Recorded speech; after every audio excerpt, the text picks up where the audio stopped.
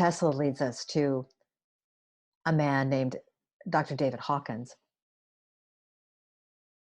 For his doctoral dissertation, he used a muscle testing technique called applied kinesiology to document the nonlinear spiritual realm of our existence on Earth.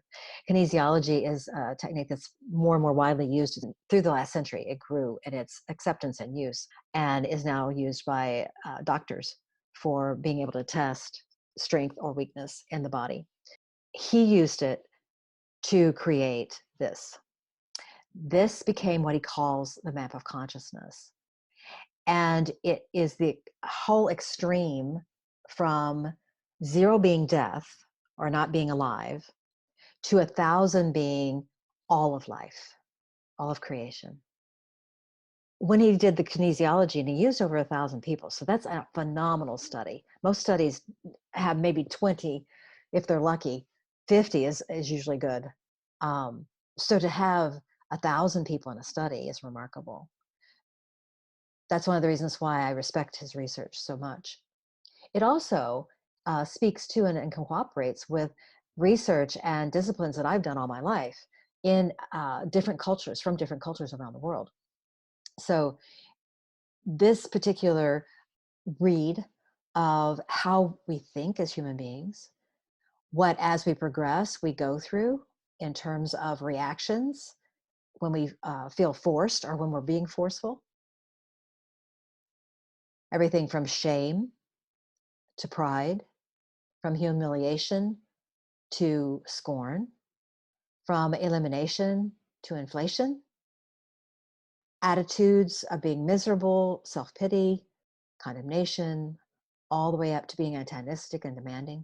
Then there's something interesting that he noted that happened at 200, which he called courage.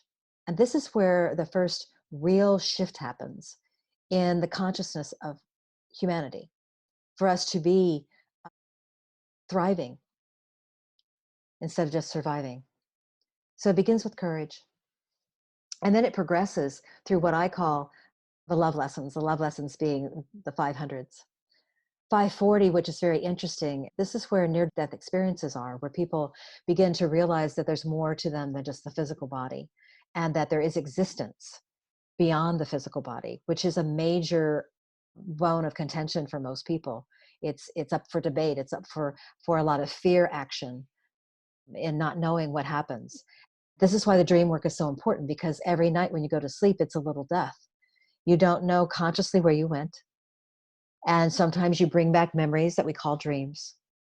And then you're back in your day and you're fine. People take that for granted. When you start working with dreams, when you do dream work and you're serious about it, you record your dreams and work with them, then everything tends to become very different in terms of your acceptance of the expansion of your own consciousness, which is the gateway then for peace. It brings the point to peace. And you realize that everything is in order. It may not be to your liking, and you may not understand it. That's a given. That's why we're here, is to be able to understand neutrality and to understand a deepening of our own conscious awareness, the light. That's what brings the enlightenment lessons, is what I call them, 700 to 1,000, in terms of calibration, getting stronger, stronger, stronger. This is where the human being 10Xs, where the powers of 10 through 10 essential life skills come into being. So this is a picture, briefly, of peace.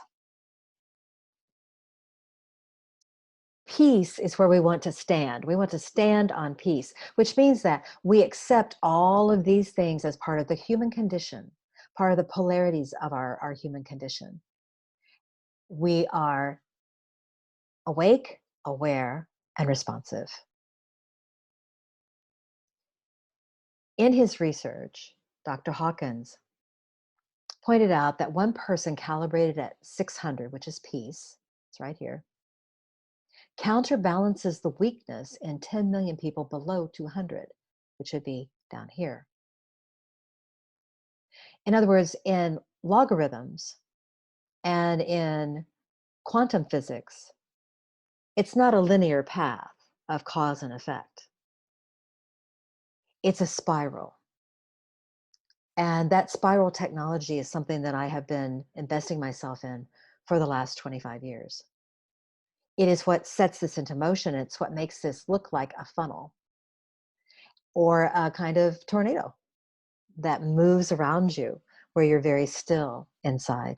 This is why peace and thinking peacefully might be important, not just for us and everybody that we know, but it might just send out in our vibratory pattern the energy that converts and can actually cause healing and wholeness.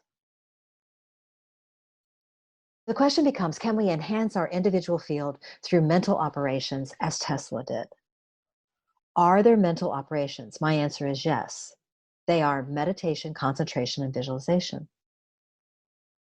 If we can concentrate our focus, align it meditatively, attune it so that our visualization is true, so that we cultivate and curate strategic intuition, then the next question comes, will it uplift our consciousness to Hawkins' level of peace and beyond?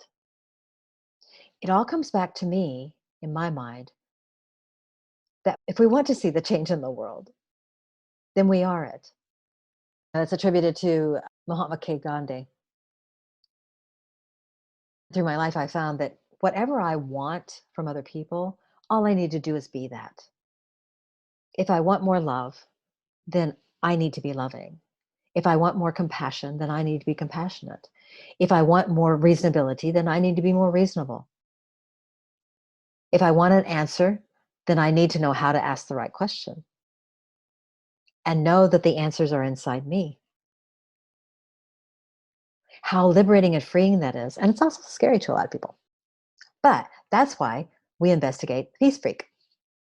So what happened was, over 2,500 years ago, Gautama, one of the great masters, teachers on the planet, there have been many. He's one that is revered as the Buddha, the awakened one, which is what that word means. He said, mind precedes all mental states.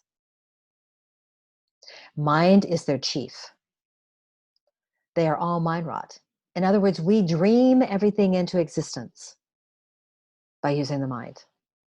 And it can easily be observed in cause and effect relationships that arise in our everyday waking life. That what you see is what you get, that kind of thing. I like to say what you see is what you are, especially in this year of 2020. So whatever you're seeing, you are the one that's shining the light on it. This idea of reframing and spinning and all that can be injurious. We need to come into our core and receive humility so that we can think and act in ways that only we can. This can be documented in our dreams. That was a question that I had that I wanted to pursue, so we did. Is it possible that thinking about peace will lead to peaceful dreams, which in turn will lead to more peaceful actions during the next waking cycle? That was the question that the research asked.